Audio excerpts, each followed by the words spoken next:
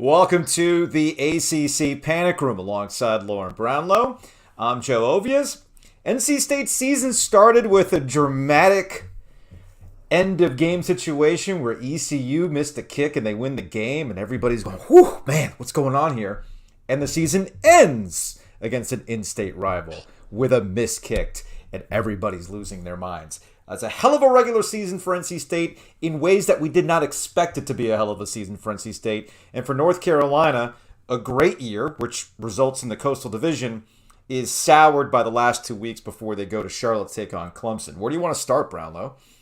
Oh man, where to start? I mean, how much of that game felt like punishment for everyone watching? Like a lot of it, didn't it?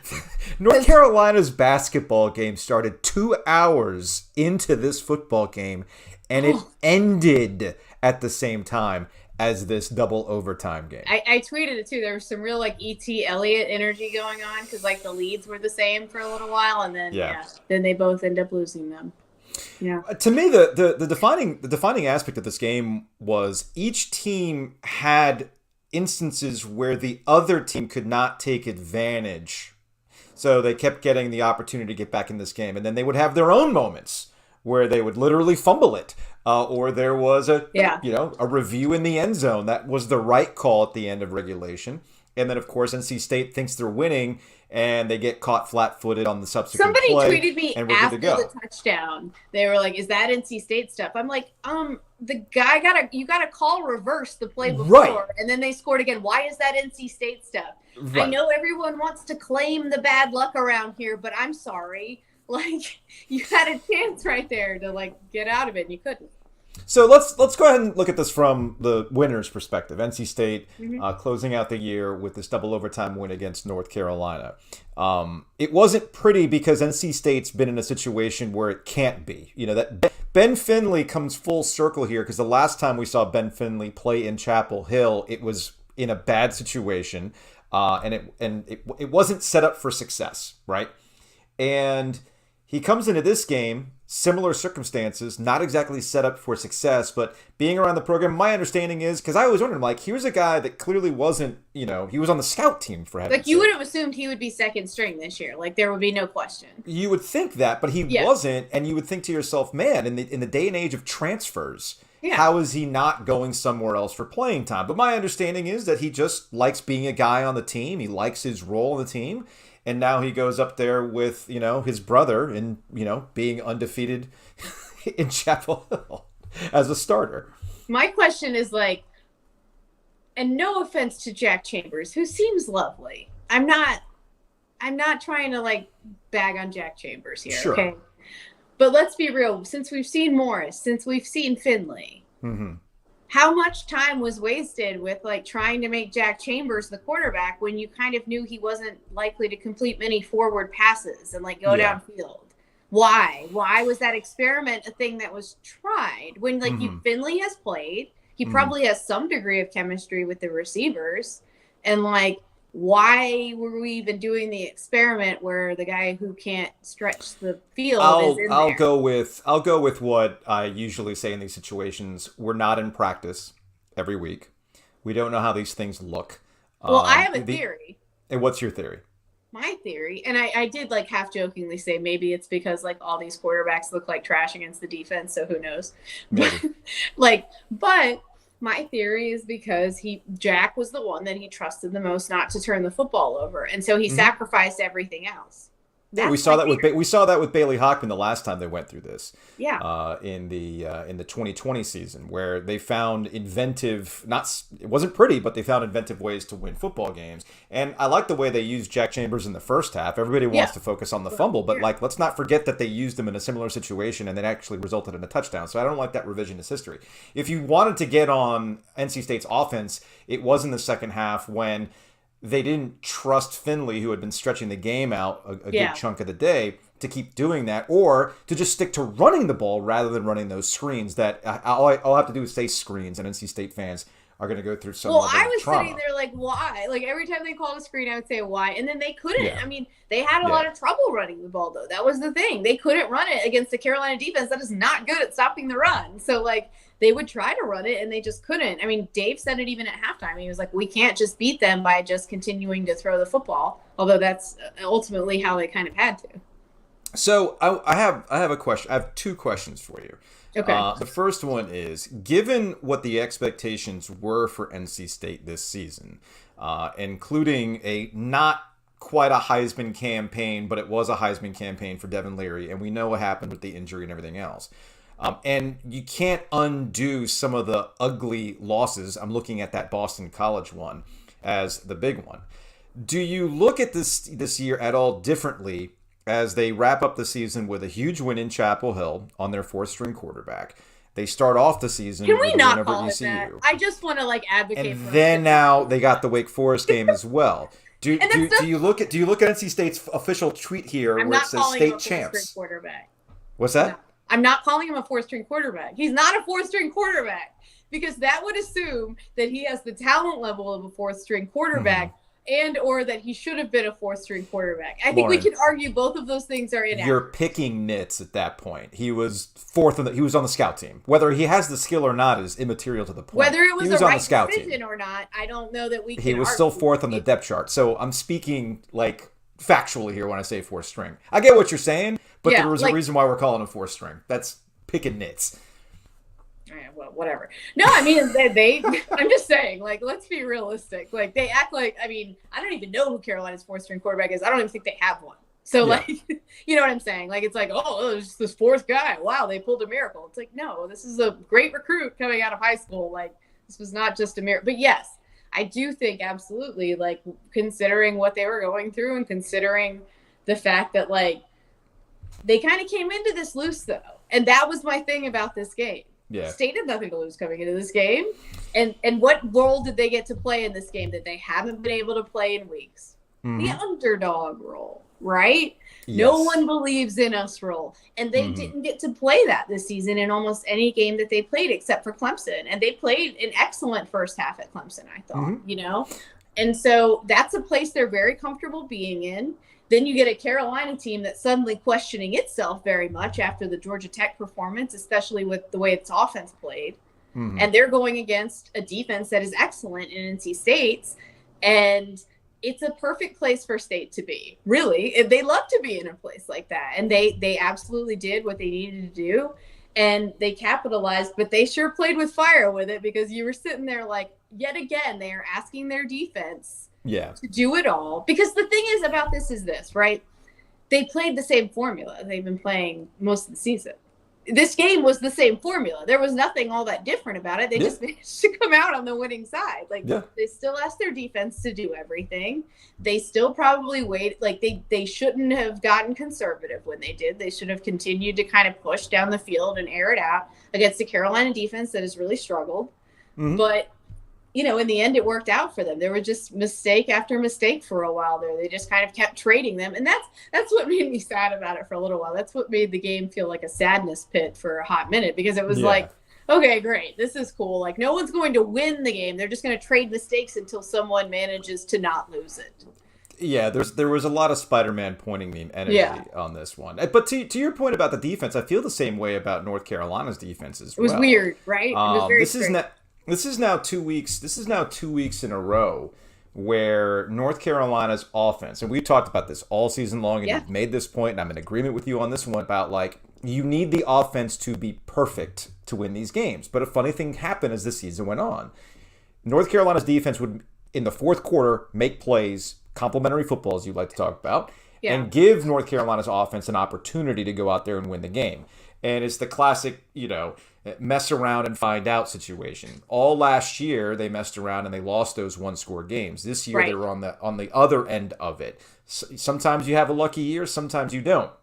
But what's been weird about the last two games, and we don't quite know what exactly is going on, it would just be speculation about what's going on with Drake May, but something seems off, right? We know Josh Downs was hurt against Georgia Tech, but he still dropped the ball that would have won that game in the end zone against Georgia Tech. Today, again, timing was a little bit off, but Drake May could still make some big plays like he did at the end of regulation. So to me, the last 2 weeks has been more alarming if you're a North Carolina fan, because the offense, which has been the calling card, the offense that had put Drake May in this Heisman Trophy conversation, has really struggled as of late, and they're in the middle of this as they've got the biggest game of their season coming up against Clemson. Clemson has gotten stronger as the year has gone on. North Carolina's offense, which you and I both agreed were like, hey, if the offense is going to be like this, they absolutely have a chance against the Tigers. But if they're going to look like that, Clemson's defense is going to have a field day with them. And it's one thing, it's tough, right? Because I think we all predicted, like, of course they're going to struggle with State's defense. It's one of the best defenses they'll face.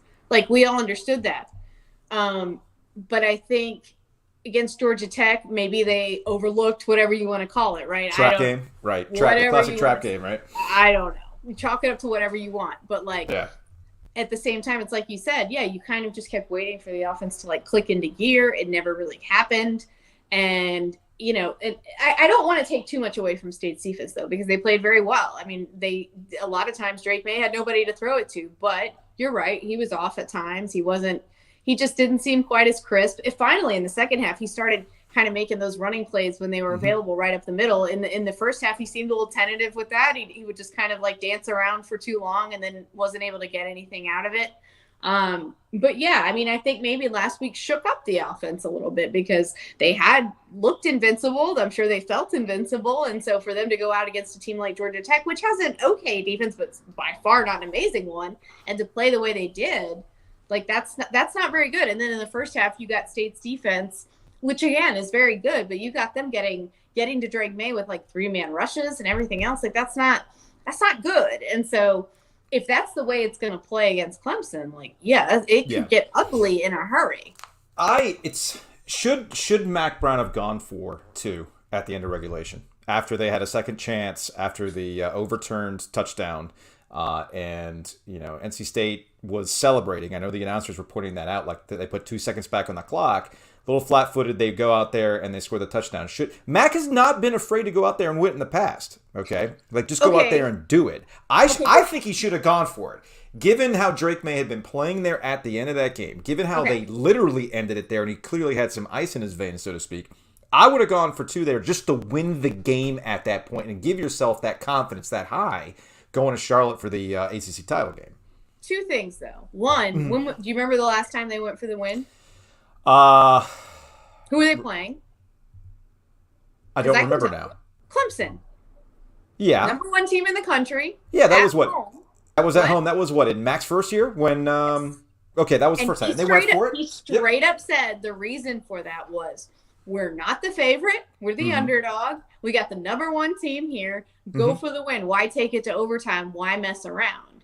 I don't think, in my opinion, and also here's the part 2 of that. So I think that's why they did it in part 1. That was not the case technically in this game coming into this one. They were not the underdog. Fair. The other part of it is the red zone, man. It's been a mess for them the last 2 weeks. It was a place where they loved to go before that, but now it's been a hot mess.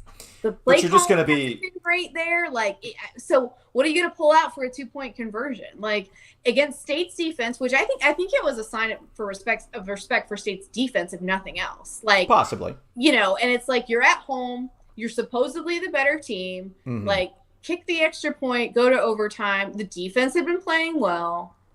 See what happens. I mean, it came down to a missed field goal. That's the thing. If it comes down to a 2-point conversion off, like, who knows? I don't know. But at the same time, it's like you don't expect your kicker to miss 2 chip shots either. I chalk up to what you were saying about the last time they were in this situation in Chapel Hill. I remember being there and Mac being adamant about going for it for 2. And he gave those reasons, but I also go on field, too. And to your point about the red zone, if the red zone has been an adventure, you're going into overtime where everything you do is a red zone adventure at this point. Right. So if you feel like you shocked there too, that's the thing. But my sense is, and again, this is all subjective. Like for me, if you have stunned NC State again in that situation, keep them stunned. All right. It's like playing Street Fighter 2 or Smash Brothers. You played Smash Brothers. Like when you got the little that's the beauty of Smash Brothers. You just pound the buttons and you're good to go. But if you got your opponent seeing the stars for a little bit, well then strike again. That's what I would have done in that situation. And because I had Josh Strickland on Twitter said It's like, no, you absolutely take this to overtime up against their, wait for it, fourth string quarterback. And to my argument at that point was, yeah, the fourth string quarterback who has actually been pretty good, all things considered. Yeah. And they're also coming off a loss to a third string quarterback the week before. So the state of the quarterback has nothing to do with the play here. No. It's take advantage of it now. That's why I had issues with them going to overtime, because NC State had at least shown the ability to move the ball. And we know with North Carolina's defense, as much as I can praise them in stepping up with moments, they're usually going to give you the one moment, right? You keep asking them to do it again, eventually it's going to flail on you. But instead it ended up being a special teams error with the missed kick. And that's how close this game was. Because you can go back and point to many instances. I remember tweeting at one point, there was a surefire, I think it was Drake Thomas could have had the interception, but he dropped it, right? That was early. And that could have separated NC State a little bit more.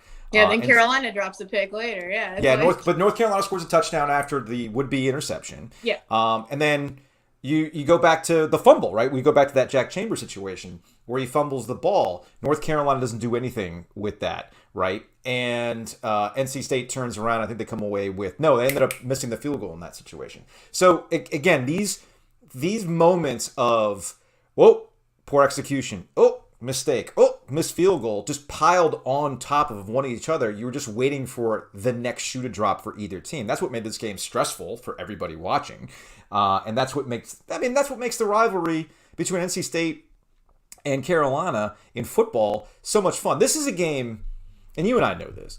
This is a game that's never going to get national run. All right. It's never going to be the Egg Bowl. It's never going to be Ohio State, Michigan, obviously. Although it has Egg Bowl energy in the sense that it's always young. It does. But, it's funny. It's like we recognize that and we get to cherish it. Like, this is our football. This is our time. This is our rivalry. Like, this is our saltiness, right?